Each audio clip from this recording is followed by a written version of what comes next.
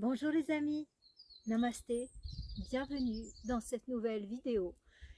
Dans laquelle je vais vous faire mon témoignage de vegan.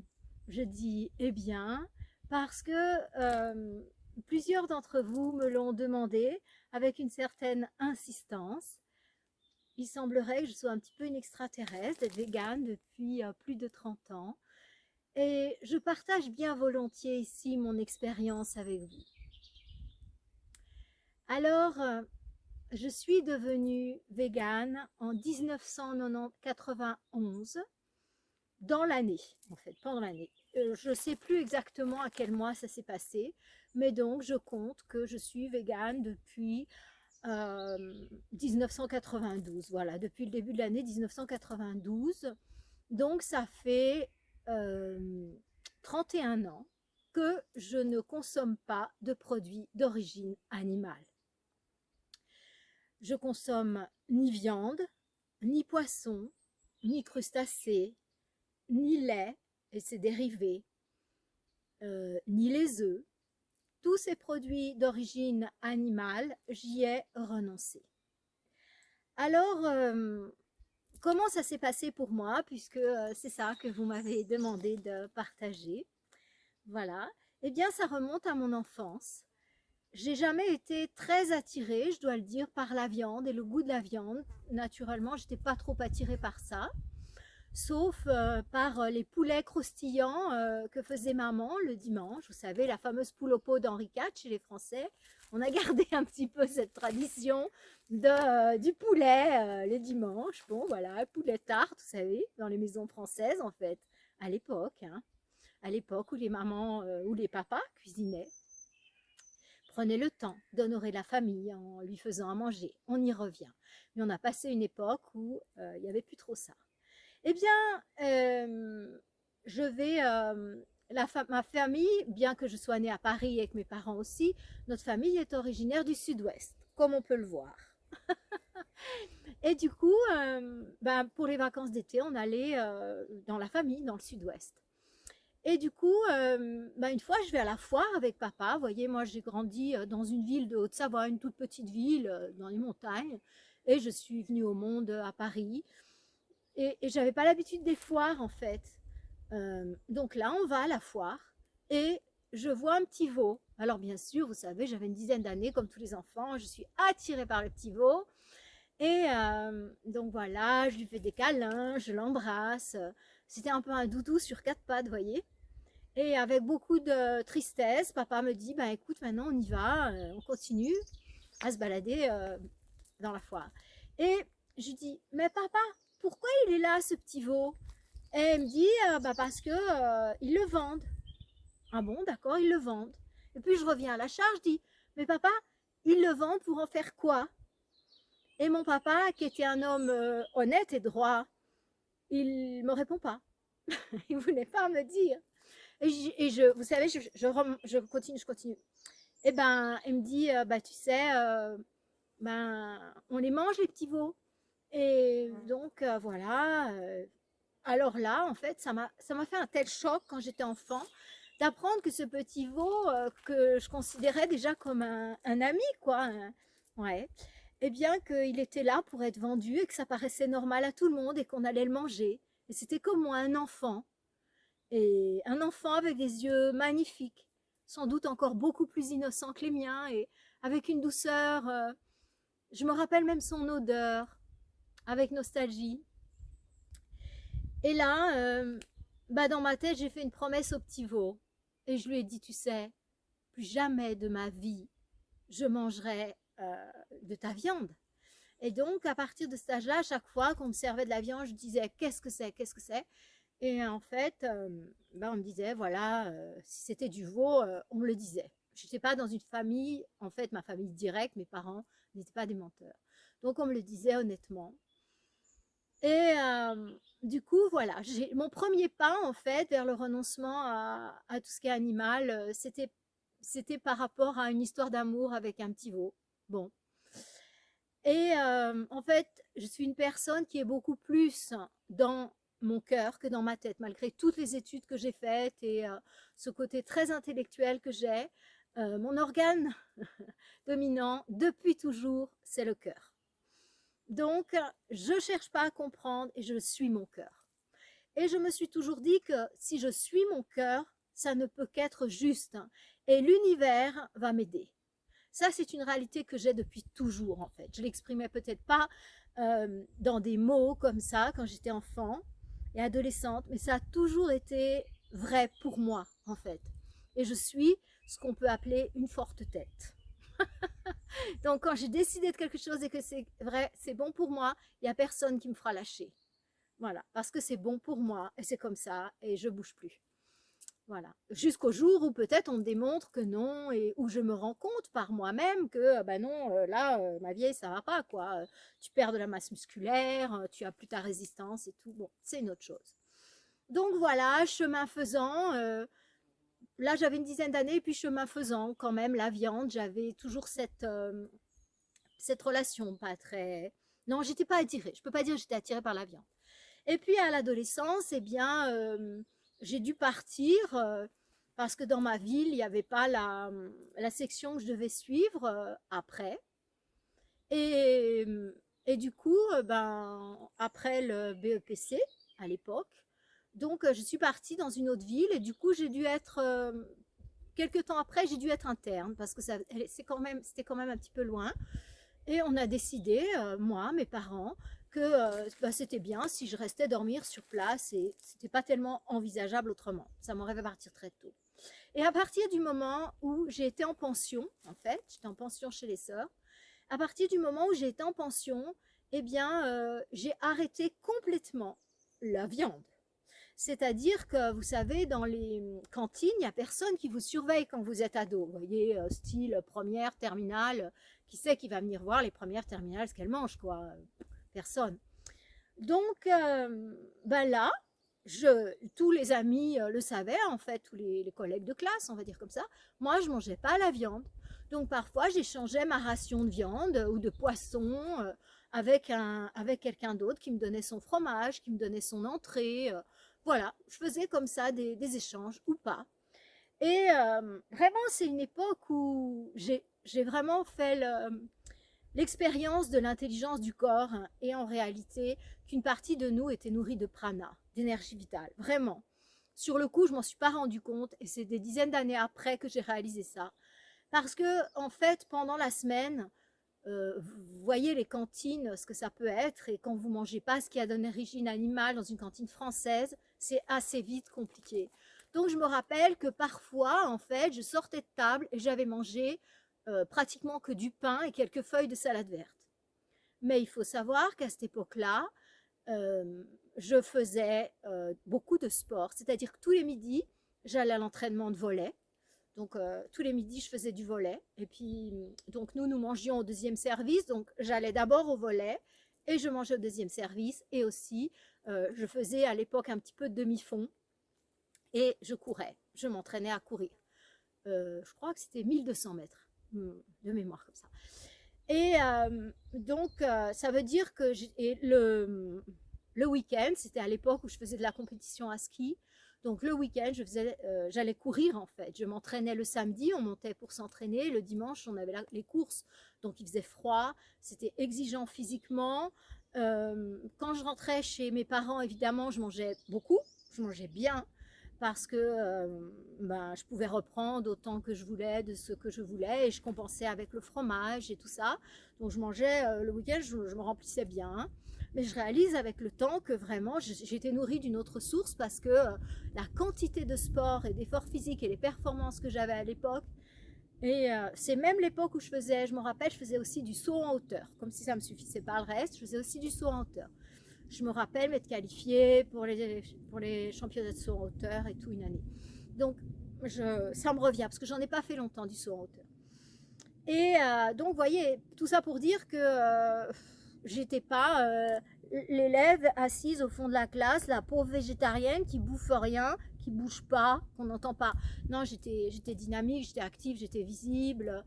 Je m'occupais de tous les autres quand il y avait besoin et j'étais présente, quoi. J'étais pas quelqu'un d'effacé. Donc voilà, ça c'était mon passage, mon gros passage vers végétarien, c'est qu'il n'y avait plus personne pour surveiller. Après la terminale, eh ben, on va à la fac. Donc, j'ai suivi le cursus classique des enfants de la classe moyenne en France. Donc, ben, je me suis retrouvée au Resto U, restaurant universitaire. Et là, c'était plus facile parce que on pouvait choisir ce qu'on mangeait. Et puis, les gens qui ne mangions pas de viande ou de poisson, suivant ce qu'il y avait, on avait droit soit à 2 entrées, soit à 2 desserts. À l'époque, j'étais végétarienne, donc je prenais très souvent un deuxième dessert. Mon deuxième dessert, c'était du fromage, voire des fois, je prenais du fromage. Ou ça dépendait de ce que j'avais pu avoir comme nourriture.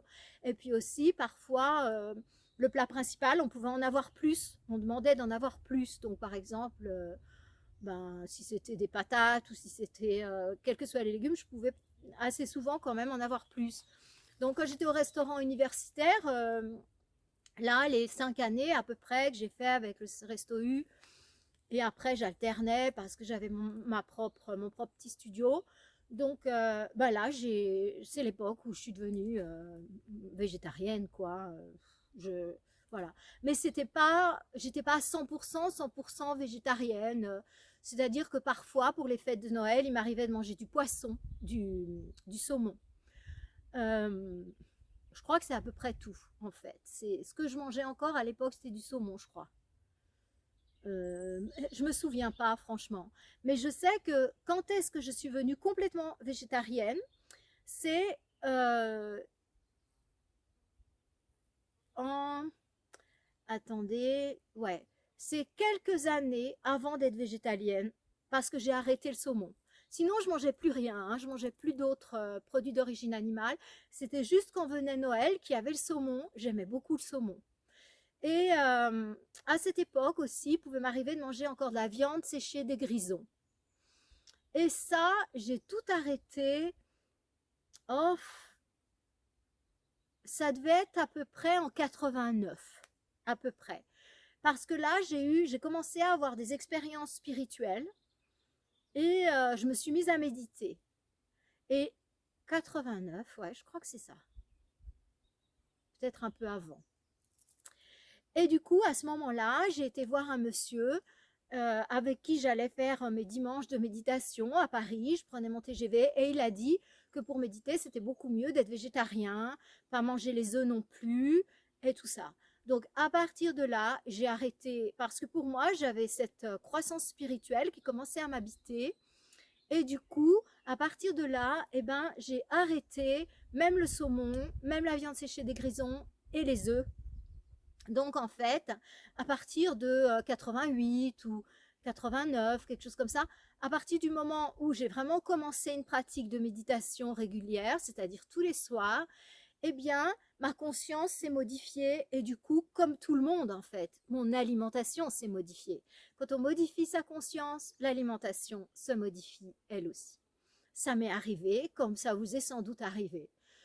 Et voilà, donc ben, chemin faisant, j'ai dû faire dans cette même époque, en fait, à peu près en 91, c'est l'époque où j'ai fait le sevrage du sucre aussi. Je me rappelle plus si c'est 90 ou 91 le sucre, très franchement.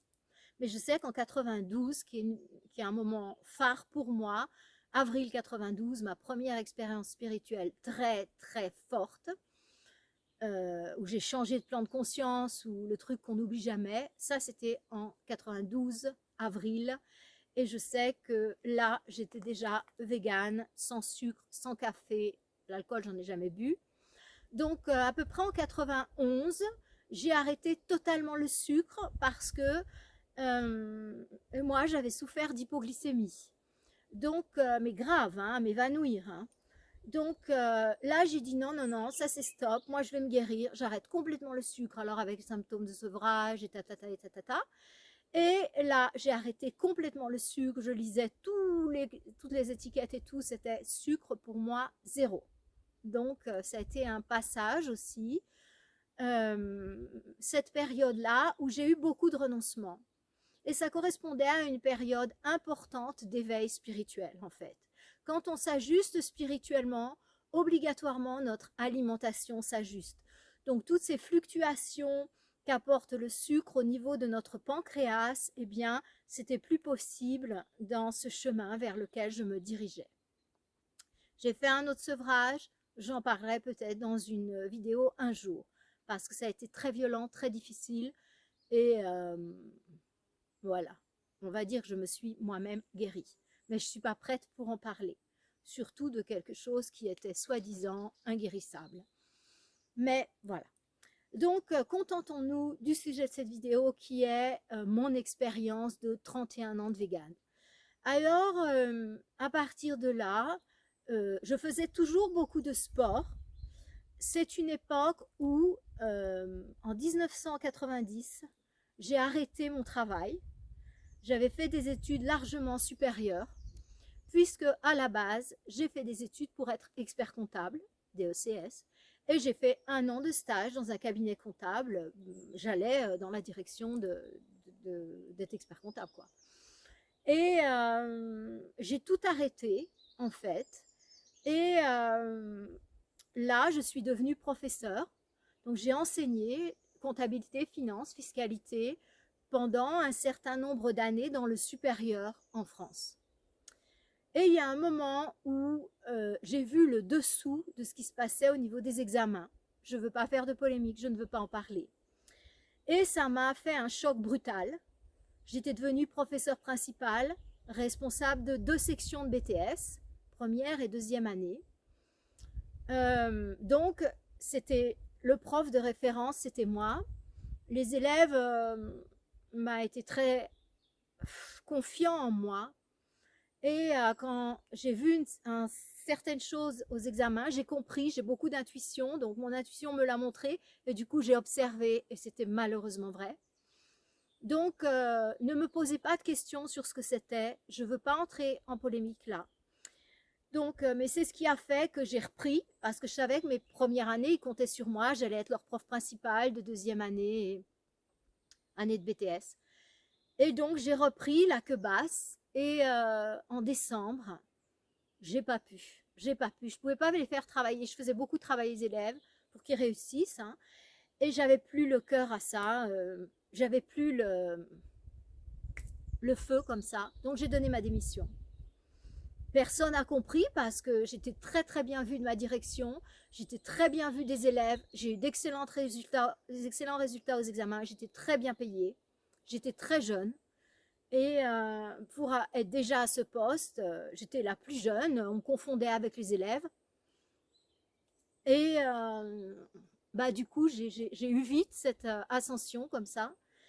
Et là, j'ai dit non, moi, ça ne me convient pas. C'est pareil que pour devenir végane. Je n'ai pas pensé avec ma tête. Tu as un avenir tout fait, tu gagnes bien ta vie, tu travailles peu d'heures, parce que dans le supérieur, bien sûr, on a moins d'heures que les profs classiques de lycée et de collège. Donc, et puis une fois que notre programme il est fait. Bon, sauf que moi, étant dans le monde, j'enseignais aussi la partie fiscale, donc je devais à chaque fois bien connaître parfaitement les nouvelles lois de finances. Et je devais en avoir 3 dans la tête à la fois, ce qui était challenging, mais ça me plaisait. Donc, voilà, j'ai tout arrêté.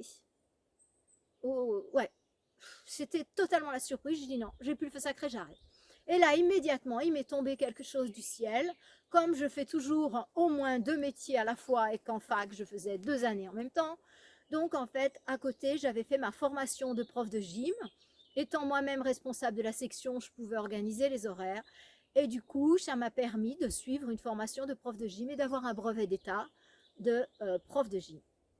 Ok, donc quand j'ai arrêté, et aussi j'avais fait mes études de sophrologue parce que j'étais dévastée en voyant les élèves aux examens. Je faisais partie du jury, donc j'avais des soutenances de mémoire en face de moi, et je trouvais que vraiment ces pauvres élèves, il y en avait plein qui avaient fumé ou qui étaient sous anti-ceci, ou ça me faisait vraiment une peine énorme, et je me suis dit il faut que je trouve une solution. Et c'est là que j'ai connu la sophrologie. D'abord, j'ai invité un conférencier pour en parler aux élèves, tout ça. J'ai organisé des stages pour les élèves, et après, je me suis formée. Donc, j'ai fait mes années de formation, sophrologie, hypnose, en même temps, en fait, que j'étais prof. Oui, je crois que j'ai tout fini, oui, oui. Et aussi, en même temps, eh bien, j'ai fait ma formation de prof de gym. Voilà, je suis assez intéressée et du coup, j'ai beaucoup d'énergie. Donc, je peux faire plein de trucs. Merci là-haut. Donc, ben voilà.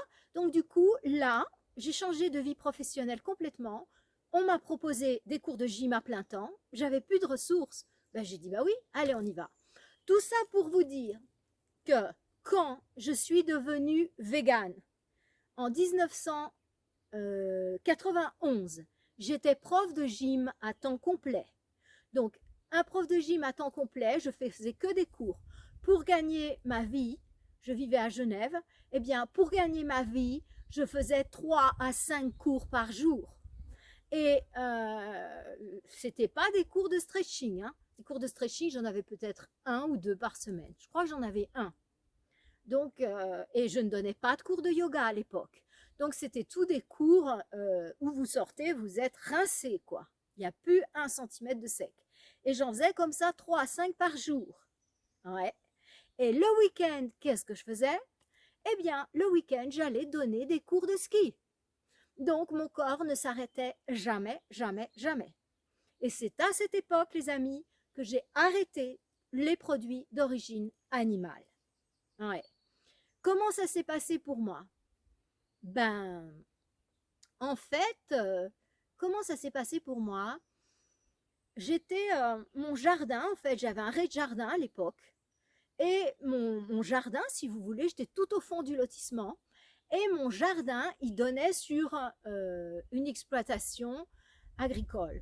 Et petite exploitation, en tout cas, là, il n'y avait que 2-3 vaches. Il y avait très peu de vaches là. Et donc, j'avais ce grand champ et ma clôture donnait sur le champ du paysan. Bon.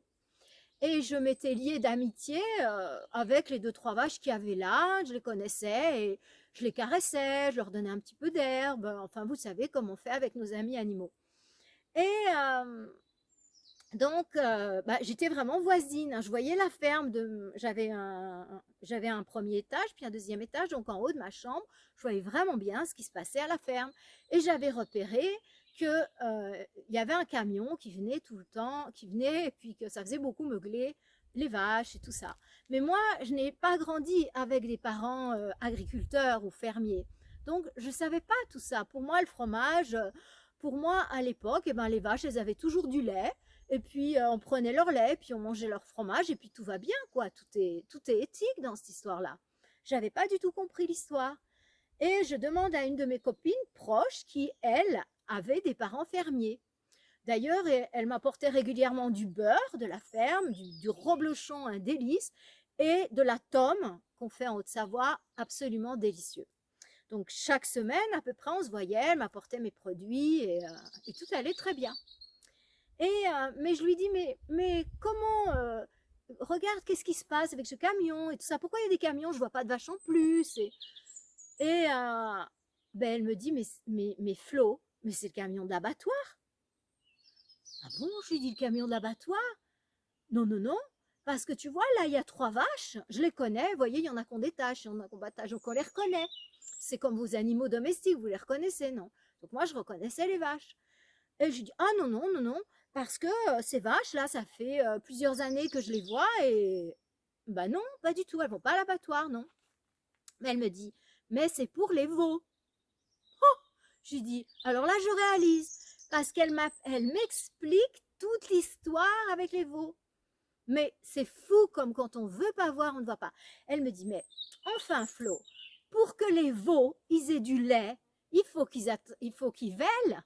Parce que pour que les vaches aient du lait, il faut les faire véler. Ah ouais? Ben, elles n'ont pas elles ont pas du lait tout le temps, les vaches. Ben évidemment non. Une femme, elle n'a pas du lait tout le temps. Elle a du lait quand elle a un enfant à nourrir. C'est un non-sens d'avoir du lait tout le temps. Ben, ah ouais, je dis, ben ouais, c'est vrai, ouais, ouais, mais les vaches à lait. Mais elle me dit, mais les vaches à lait, ce sont des vaches que l'on fait sans arrêt véler. Et elles ont des mamelles démesurées. Et en fait, ces vaches vivent pas longtemps du tout. Et les petits, on doit à chaque fois les envoyer à l'abattoir. Parce que sinon, on n'aurait pas de lait. Parce que c'est pas autorisé en France de laisser véler le petit et à côté de recueillir le lait. Ah bon. Et puis, notre cheptel, il ne peut pas augmenter comme ça de manière exponentielle chaque année. Donc, obligatoirement, ce lait, il vient, obligatoirement, on tue le veau. Il n'y a pas le choix, en fait. Alors, parfois, on va en garder un de temps en temps, mais la majorité du lait qu'on produit, c'est du lait qui vient de vaches qui ont vélé. On envoie le veau à l'abattoir et voilà. Et puis, quand la vache, eh bien, elle a fini d'avoir du lait, on attend peu de temps, on attend un peu, et puis le vétérinaire vient, il fait une insémination artificielle, il rentre son bras entier dans le vagin de la vache, il met une seringue et insémination artificielle, elle a à nouveau un veau. Oh là là là là. Enfin, je vous passe les détails. J'ai réalisé le calvaire que vivaient les vaches pour arriver le fromage dans l'assiette. Donc ça m'a quand même pas mal interpellée, remuée. J'étais complètement addict au fromage. Je crois que 80% de ma nourriture de végétarienne, une grosse erreur des végétariens, c'était de manger des produits laitiers. J'ai jamais aimé le lait comme ça, l'odeur du lait, berk, mais bien qu'ayant une grand-mère bretonne. Mais le fromage, incroyable. Vous voyez, en Haute-Savoie, les fromages, ouh là là là. Bon, alors voilà, je laisse ça dans un coin de moi, mais j'étais trop addict au fromage pour le laisser. Mais c'est vrai qu'à partir de ce moment-là, quand même, je le regardais plus pareil et il me semble que j'en mangeais moins, mais je suis pas sûre parce que j'avais une addiction. Il a fallu un moment fort pour que je renonce. Un jour, donc, c'était, ça j'en suis sûre, en 91, parce que j'ai ce point de référence de passage spirituel en 92. Et donc là, eh bien, un jour, il y a le camion qui vient. Donc je savais que c'était le camion d'abattoir. Et là, dans ma tête, tout s'est mis en place en fait. Et j'ai dit, tiens, ce camion-là, parce que vous voyez, il y avait aussi des camions qui venaient pour apporter du ravitaillement, pour venir chercher du lait. Et là, en fait, ça s'est remis en place dans ma tête. J'avais vu le petit veau, parce que les petits veaux, en fait, ils les promènent au bout d'une corde, c'est super sympa, ils jouent, ils sautent et tout ça, ils sont super sympas les petits veaux, comme un gros chien en fait, ils sont vraiment sympas, ils courent, ils se courent après, c'est super sympa un petit veau. Comment on peut les manger, mon Dieu?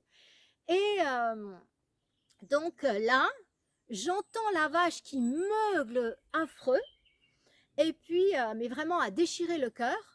Et je vois le petit veau qui voulait pas aller et vas-y qu'on le tire comme ça avec la corde pour le faire rentrer dans ce fameux camion.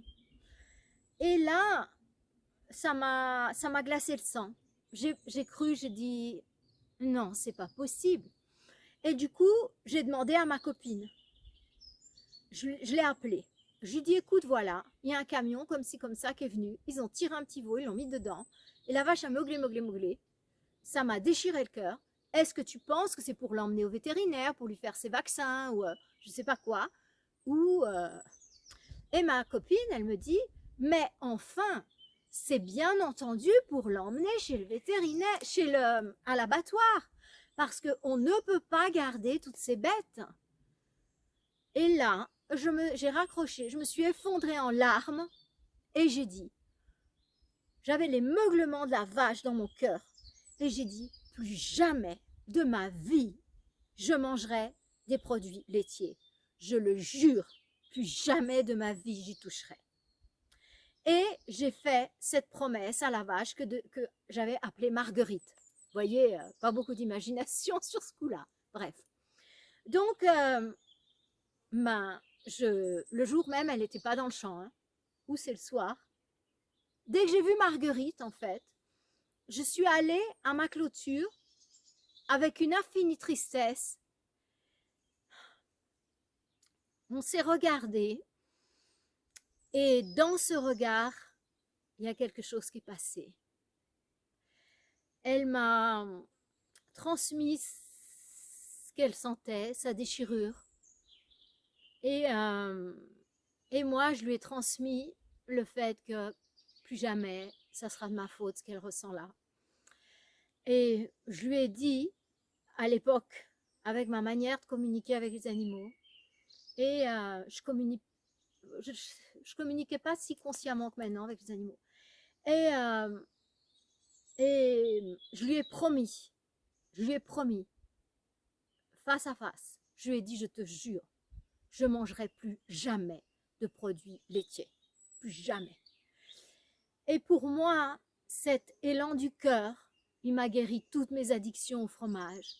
Pour moi, c'était fini. J'avais donné ma promesse et je ne reviens pas sur une promesse que j'ai faite à quelqu'un que j'aime. Sauf si la personne me fait l'enfer, c'est une autre chose. Mais une promesse du cœur à un être de cœur, je ne reviens jamais dessus. Donc, eh bien, voilà comment je suis devenue végane, les amis. C'est une promesse du cœur. Ça peut-être, je vous parais absurde, peut-être je vous parais vraiment ouais, simple d'esprit, ou je pense que c'est le cas des gens qui suivent leur cœur. Souvent, on a l'air bête. Souvent, on fait des choses qui paraissent irraisonnables. Ben oui, je l'ai fait. Et jusqu'à aujourd'hui, je suis fière de l'avoir fait. Et je peux regarder en face les vaches. Ouais, ça vous paraît un truc stupide, peut-être. Mais l'important, c'est mon rapport entre moi et moi-même. Et à moi-même, ça me semble pas stupide. À moi-même, ça me semble être de la fidélité et de la loyauté par rapport à cet être qui a touché mon cœur par sa pureté, par sa beauté, par sa grandeur. Ce symbole du féminin sacré que j'ai plus envie d'honorer que de torturer. Comment ça s'est passé pour moi? Eh bien, j'étais végétarienne et sans œufs. Donc du coup, lorsque j'ai fait ça, bah, je suis devenue végétalienne. Vous imaginez être en 1992 végétalien, ce que ça veut dire. On montrait du doigt les végétariens, on leur annonçait les pires choses, tu vas perdre tes dents, tu vas perdre tes cheveux, je sais pas, tu vas perdre tes oreilles. Donc en fait, j'ai vécu le fait d'être végétalienne de manière cachée. C'est-à-dire que je n'osais pas en parler parce que j'avais pas envie de me faire agresser. Parce que parfois, lorsque j'ai dit que j'étais végétarienne, je me suis faite agresser verbalement. J'avais pas du tout envie que ça se reproduise, et j'étais pas du tout dans une démarche de prouver quoi que ce soit à qui que ce soit. J'étais dans une démarche d'amour. J'en avais rien à faire de ce qui allait se passer avec mon corps. Pour moi, j'étais dans un acte d'amour et tout le reste, c'était secondaire pour moi. Donc, eh bien, à l'époque, il n'y avait pas tous ces livres sur l'alimentation végétale. La majorité, enfin, 99,9% des personnes représentant le corps médical, la nutrition et tout ce que vous voulez, disaient que c'était vraiment quelque chose de terrible, de très mauvais, enfin, voilà. Donc, je me suis cachée presque, voyez. Donc, quand j'étais invitée au restaurant, évidemment, j'évitais. Hein. Eh bien, à l'époque, j'allais plutôt dans les restaurants libanais, comme encore maintenant. Je mangeais des falafels, des choses comme ça, végétaliennes. Personne ne s'en rendait compte. J'allais chez le chinois. Donc, je mangeais des légumes au tofu à l'époque. Hein. Personne ne se rendait compte de rien. J'allais à la pizzeria, je prenais une pizza aux légumes et puis je demandais s'ils pouvaient me mettre pas de fromage, mais par exemple remplacé par des capres ou plus de légumes. Ça passait crème, sans jeu de mots. Et, euh, et voilà, donc j'ai vécu ça en faisant attention de ne pas le dire, de ne pas en parler. Quand j'étais dans une communauté, je disais simplement que j'étais végétarienne. Et ça déjà, les gens étaient tendus. Et puis, quand il y avait les œufs et le fromage, ben, je ne mangeais pas. Si le soir, le repas c'était une omelette ou un truc comme ça, je ne mangeais pas. Donc voilà, j'ai pris ce détachement par rapport à l'alimentation. Et c'est aussi, fort heureusement, la période où j'ai fait la connaissance du jeûne, ces années 90. Donc, c'est pareil, j'en parlais pas trop, mais quand même, il y avait un courant hygiéniste qui commençait à parler du jeûne. Et ça, c'était... les gens pouvaient plus s'entendre. Donc, ça allait mieux. Et donc, ben, je me souciais même pas de moi, en fait. Mais force est de constater que quand j'ai arrêté la viande, les produits laitiers, j'avais tendance à avoir ce qu'on appelle d'acné et j'avais plus rien. Ma peau est redevenue super belle, super lisse. Bon, on m'avait annoncé que j'allais avoir les cheveux qui tombent. J'avais toujours une tignasse. On m'a annoncé que j'allais avoir les os très friables. Je faisais toujours autant de ski. Je me suis pris des gamelles monstrueuses. J'ai fait à une époque même un petit peu, pas beaucoup, de descente. Donc, j'ai fait des bonnes gamelles en ski. Mes os étaient toujours... je me suis jamais rien cassé de ma vie. Bon, pourtant, je peux vous dire que je m'en suis pris des bonnes. Hein. Donc, bah, on m'annonçait que ma vue allait baisser. Jusqu'à aujourd'hui, je ne porte pas de lunettes. Bon. Enfin, on m'a annoncé que mes ongles allaient être tout cassants. J'avais des longs ongles à l'époque. Vous voyez, j'aimais bien un petit peu faire la belle comme ça avec mes ongles. Bah, j'avais la peau très douce. Enfin, mes cheveux en état, mes performances physiques. Je me suis rendu compte que je me fatiguais moins puisque je donnais des cours de gym. J'étais la première à le savoir. Très vite, ben, j'ai commencé à introduire aussi des choses comme les graines germées, les algues, vous voyez, un truc comme ça. Petit peu, mais quand même, il y en avait. Est-ce que j'ai pris des compléments alimentaires? Mais non, parce que je ne savais pas de quoi pouvait manquer un vegan. J'avais pas idée. Il n'y avait personne, personne que je sache qui était vegan dans les années 90. En tout cas, je n'étais pas aussi fluente. J'étais pas aussi, je parlais pas aussi couramment, enfin couramment. Je pouvais pas aussi facilement lire en anglais que maintenant, on va dire ça comme ça. Et donc du coup, bah, si je m'étais intéressée, maintenant je lis indifféremment la littérature anglophone ou francophone. À l'époque, non, ça me repoussait et je peinais en fait. Et donc j'avais des sources françaises. Vous imaginez en France en 90, dans les années 90, vegan, t'es un fou furieux. J'étais un fou furieux. Voilà. Bon. Et force est de constater que tout allait très bien dans ma vie. J'étais plus calme, j'étais plus stable.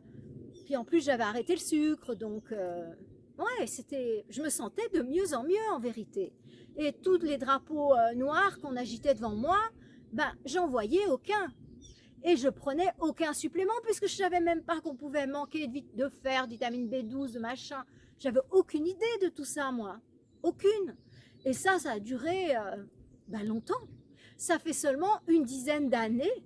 Ça fait seulement dans les années 2010 à peu près qu'on est venu me chercher à mon cabinet. Parce que j'ai continué comme ça. Et à partir d'un certain temps, en fait, j'ai fait, comme on peut dire, mon coming out. J'en ai eu marre de ne pas le dire, en fait. Et j'ai dit, vous voyez, j'avais la force, la maturité pour pouvoir assumer le regard des gens qui te disent des choses pour te déstabiliser, pour te provoquer. J'avais la maturité pour accueillir tout ça.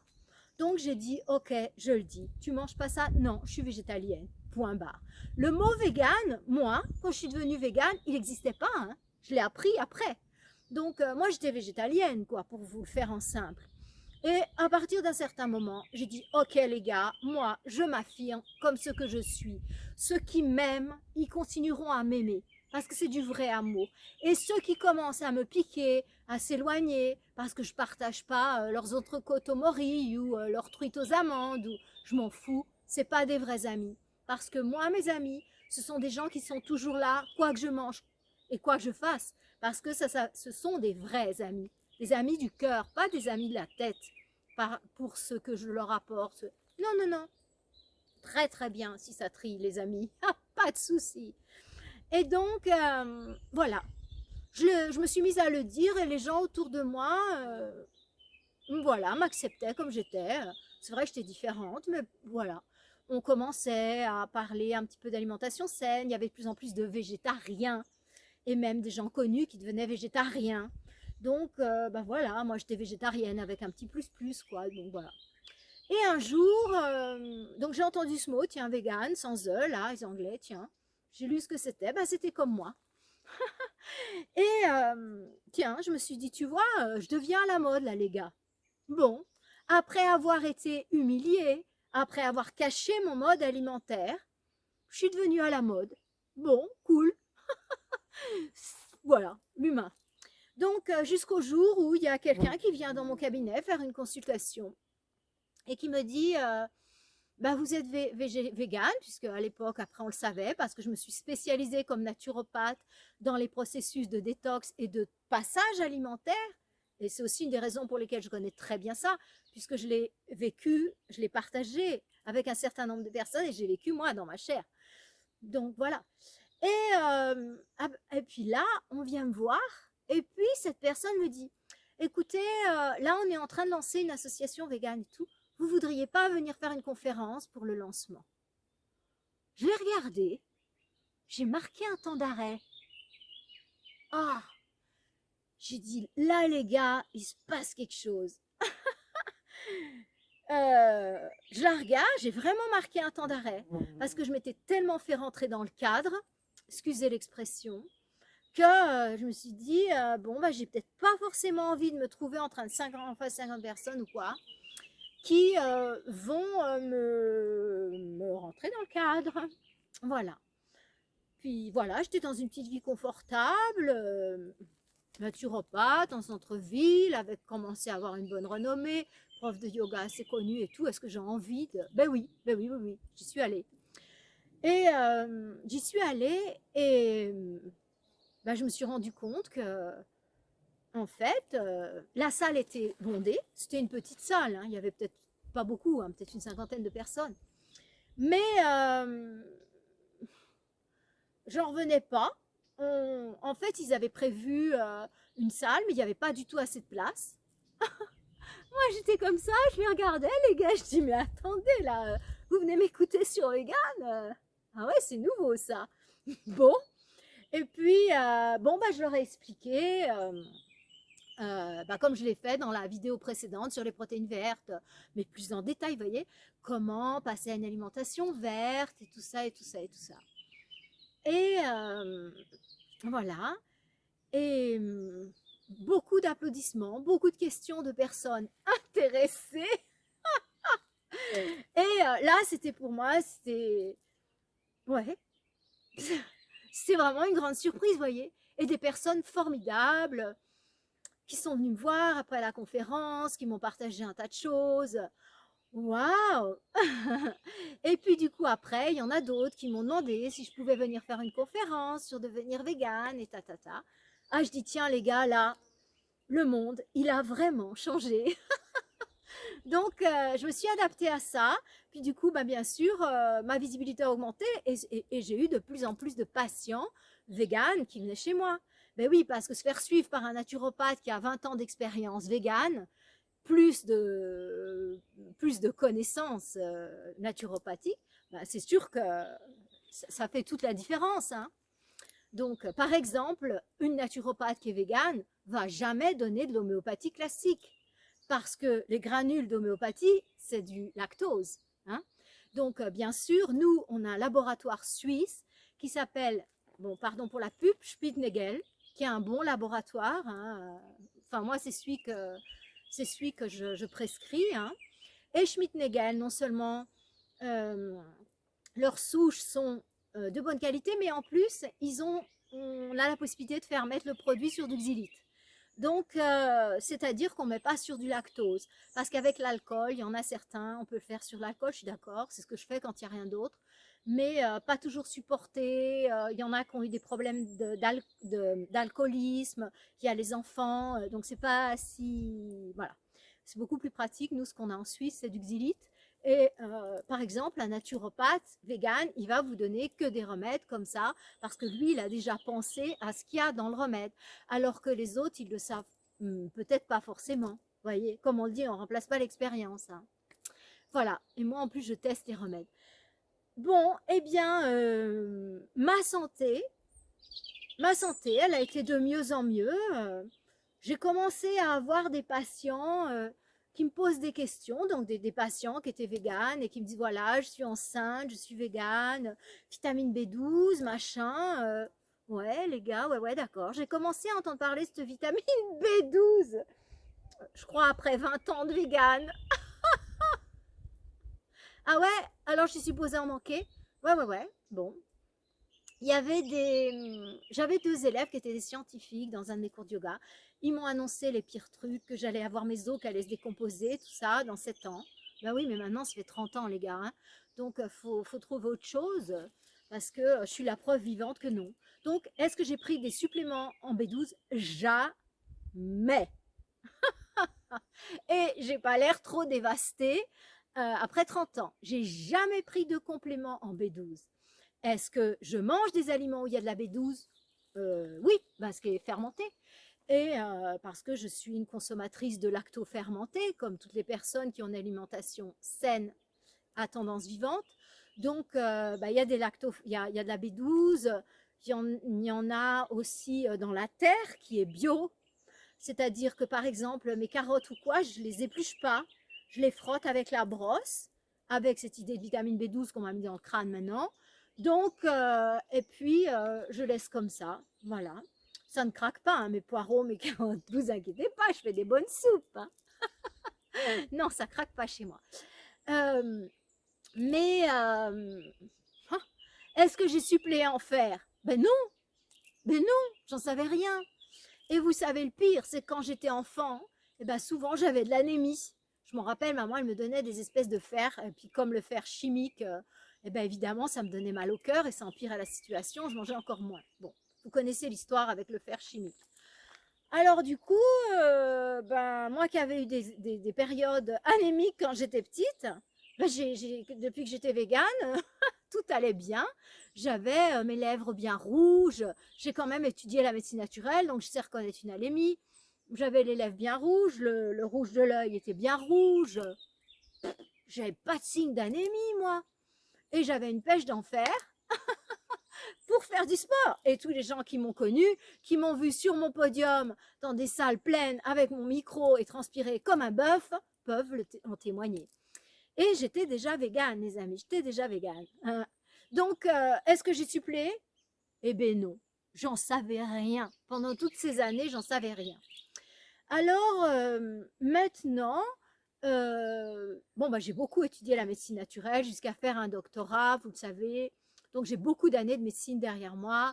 J'ai aussi étudié la médecine chinoise. Euh, et puis, quand on fait du décodage biologique, on étudie les codes biologiques de chaque organe, donc ça m'en a remis une couche, hein. Donc, je crois que je connais pas trop mal le corps humain. Et du coup, maintenant, mon intellect interfère. Et du coup, oui, je fais parfois des cures de spiruline. Je trouve la spiruline, c'est génial. Et à l'époque où j'étais végane au début, ça n'existait pas, hein. La première marque, je crois que c'est en Suisse, c'est Flamand Vert. En tout cas, c'est la première que nous avons vue apparaître. Je sais pas si j'ai le droit de dire des noms de marques sur cette chaîne, je sais rien. Bon. Et du coup, à l'époque, ouais, j'ai commencé à essayer ça. Et c'est vrai que les performances physiques s'en ressentaient. Donc j'ai bien aimé. C'est vrai que je me suis mise à manger assez régulièrement des graines germées. J'ai passé des années crudivores. Donc les années crudivores, c'est vrai que je mangeais régulièrement des algues, des lacto-fermentés. Donc, pour vous le faire en cours, en fait, c'est vrai, je me nourris bien. Je me nourris bien. Je me nourris à 80% de cru. C'est-à-dire que mon déjeuner est exclusivement composé de fruits et de noix. Voilà. Et d'un jus. Mais un jus avec des agrumes mélangés, pamplemousse, citron, orange, avec la moitié d'eau parce que quand c'est trop sucré, j'ai du mal. Et enfin, de maté plutôt, du maté froid. Et en fait, je suis en parfaite santé. Et on m'a dit que mes os allaient être machin et tout.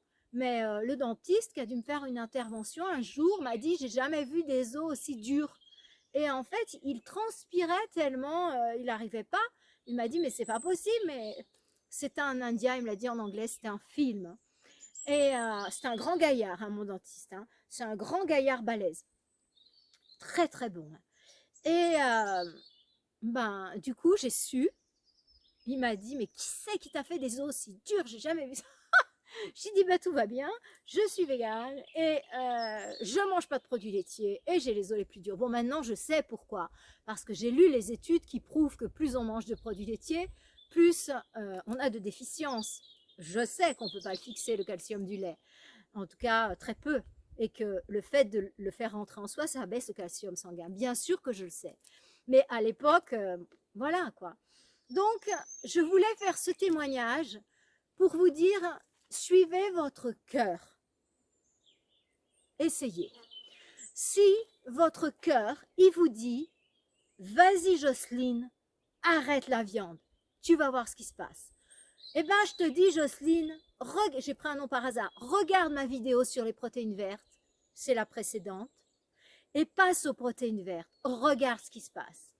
Et puis, quand tu seras prête ou prêt, eh bien, quand ton cœur, il te dira, non, moi, j'ai envie d'avoir une éthique qui est amour, qui est lumière, qui est conscience. Et je ne peux plus manger de produits animaux, je ne peux plus.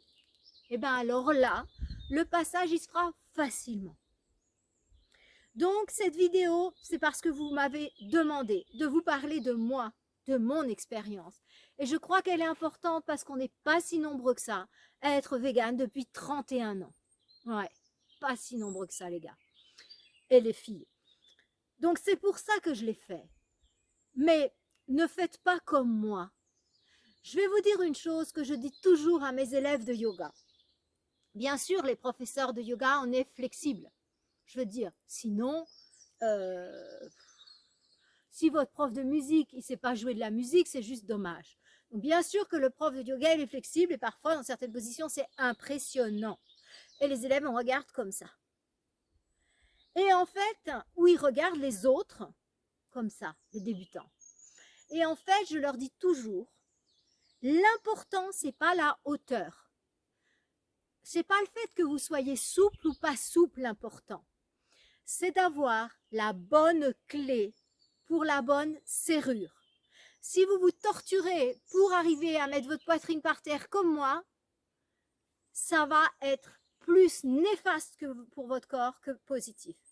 Si vous mettez ma clé dans votre serrure, elle ne va pas ouvrir votre serrure et peut-être qu'elle va l'abîmer et sans doute que ça va vous frustrer. Ne faites vos renoncements alimentaires ou plutôt transformations alimentaires que lorsque vous le sentez de l'intérieur.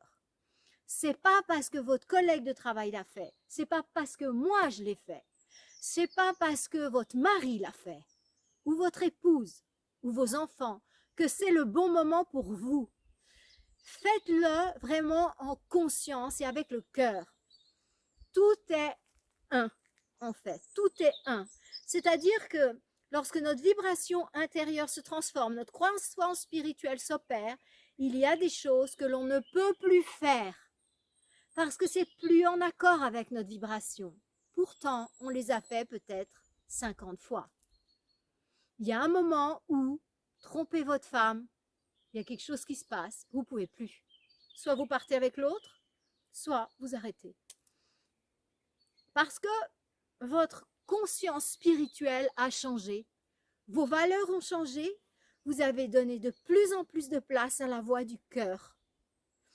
Et c'est-à-dire que ne jugez pas, restez dans le cœur et je vous propose d'accepter l'autre dans toute sa différence, de m'accepter parce que je suis végétalienne et que ça va pour moi, c'est la bonne clé pour ma serrure. Bon sang, m'obligez pas à avoir une clé rouge, vert, bleu. Ma clé, elle est comme ça et elle marche depuis 30 ans. Je ne vais pas la changer. Ça marche pour moi.